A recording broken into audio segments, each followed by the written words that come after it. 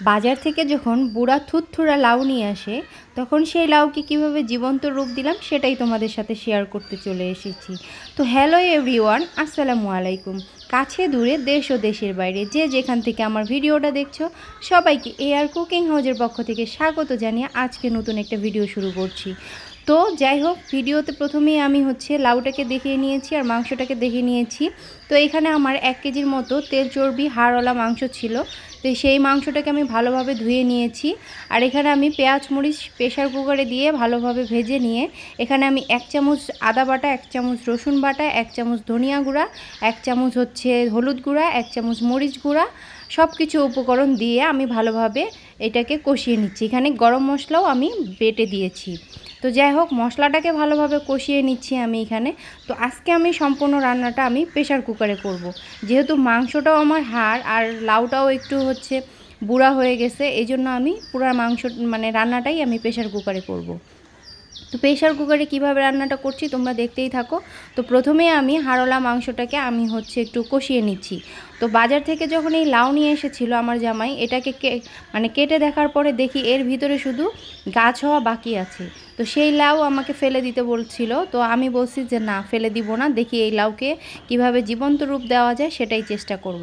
তো যেহেতু হাড়ওয়ালা মাংস ছিল, তো এটা দিয়ে আমি ভাবলাম যে এই লাউটাকে রান্না করে ফেলি, তাহলে আমার লাউটাও খেয়ে নিবে আর মাংসর ছলে আমার লাউটা শেষ হয়ে যাবে খাওয়া। তো যাই হোক, আমি মাংসটাকে এখানে প্রেশার কুকারে সব কিছু মশলা দিয়ে ভালোভাবে কষিয়ে নিচ্ছি। তো এই তো আমি মাংসটাকে সব মশলা দিয়ে আমি ভালোভাবে মাংসটাকে এখানে কষিয়ে নিচ্ছি। তো ঢাকনা দিয়ে ঢেকে দিলাম। তো মাংস থেকে এই যে তেল ছেড়ে দিয়েছে। তো এইভাবে অনবরত মাংসটাকে আমি আগে কষিয়ে নিব। আর যেহেতু এটা প্রেশার কুকারে রান্না, যার কারণে আমি এখানে আগেভাগেই সিদ্ধ করে কষিয়ে নিচ্ছি, পরে শুধু সিজ দিয়ে নিব। তো এই তো বিচি ছাড়ে আমি লাউটাকে কেটে নিয়েছি, নিয়ে আমি এখানে লাউটাকে দিয়ে দিলাম। তো লাউটাকে দেওয়ার পরে আমি আবার এখানে কিছুক্ষণ কষিয়ে নিব। তো এই তো আমি কষিয়ে নিচ্ছি আর দেখতেই পাচ্ছ তোমরা। তো এই তো লাউ দিয়ে পানি ছেড়ে দিয়েছে। এখন এই লাউটা প্রায় অনেকটা নরম হয়ে এসেছে। তো এইখানে আমি লাউ সহ ভালোভাবে মাংসটাকে কষিয়ে নিব। আর যারা এইভাবে বুড়া থুত্তুরা লাউ নিয়ে আসে বাজার থেকে, তারা খেতে পারো না, তারা কিন্তু এইভাবে করতে পারো। এই মূলত এই লাউটা নিয়ে আসছিলো মাছ দিয়ে খাওয়ার জন্য, কিন্তু মাছ দিয়ে খাওয়ার মতো এই লাউ না। তো যাই হোক, আমি এখানে দিয়ে দিলাম লাউটা কষানোর পরে আমি পানি দিয়ে সিজ দিয়ে নিচ্ছি। তো এই তো আমার সিজ দেওয়া হয়ে গিয়েছে।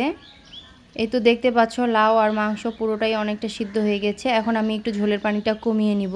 তো এই তো অনেকটা কমিয়ে নিয়েছি। এখানে আমি 1 চামচ জিরা গুঁড়া দিয়ে দিলাম। তো জিরা গুঁড়া দিয়ে আমি আবার একটু নাড়াচাড়া করে নিব। এখানে কিন্তু লাউ একদম সিদ্ধ হয়ে গলা গলা ভাব হয়ে গেছে। তো আমি একটু লবণ টেস্ট করে দেখতেছি।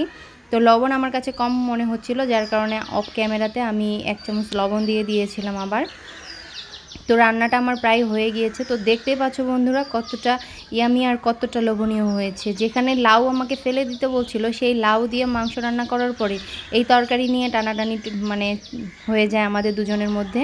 তো মাশাল্লাহ খেতে অনেক ভালো হয়েছিল। আর তরকারিটার মধ্যে ভালো হওয়ার কারণ হলো আমার যে মাংসটা ছিল সেই মাংসটা একটু চর্বিওয়ালা মাংস ছিল, যার কারণে লাউ দিয়ে ভালো লেগেছিলো। আর চর্বিওয়ালা মাংস লাউ দিয়ে রান্না করলে ভালো হয়, তবে হ্যাঁ, লাউটা অবশ্যই কচি লাউ হতে হবে। আর আমি তো এখানে বুড়া থুরথুরা লাউ নিয়েছিলাম।